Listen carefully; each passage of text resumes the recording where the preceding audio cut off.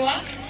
मां मुबारकबाद पेश कंदमि अहमद बख्श भुट्टो साहब जेके डायरेक्टर कॉलेजिस आहिनि लाड़काणे रीजन जा, ऐं अतीक सूमरो साहब जेके प्रिंसिपल आहिनि नौदेरो कॉलेज जा।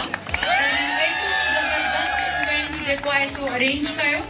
उन खां पोइ जेके बि हेड कोचिस आहिनि फीमेल टीम्स जा ऐं गर्ल्स टीम्स जा ऐं बॉइज़ टीम्स जा, उन्हनि जे लाइ इलाही ज़्यादा उन्हनि कमेंडेबल जॉब, उन्हनि जे लाइ प्लीज़ हिकिड़ी क्लैपिंग थी वञे, छाकाणि त मां सम्झां थी कि एॾो सुठे वॾे मैसिव लेवल ते इवेंट अरेंज थियो आहे त ही उन्हनि खे ज़रूरु दाद ॾियणु खपे। उन खां पोइ जेके असांजो जेको आहे सो गर्ल्स ऐं बॉइज़ हिन लेवल ते पहुचा आहिनि, मुक़ाबले खां पोइ कॉलेजिस जो आहे, this is inter region level colleges, right, inter college.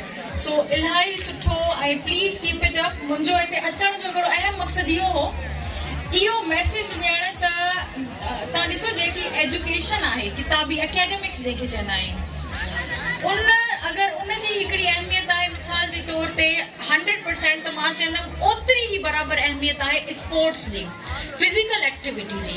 हिते अचण जो सिर्फ़ु ऐं सिर्फ़ु इहो मतिलबु आहे, इहो हिकिड़ो मैसेज ॾियणु त केतिरी इम्पोर्टेंस आहे स्पोर्ट्स जी, ऐं जेको आहे सो अहिड़ी तरह जी एक्टिविटीज़ खे रेगुलरली अरेंज करण जी।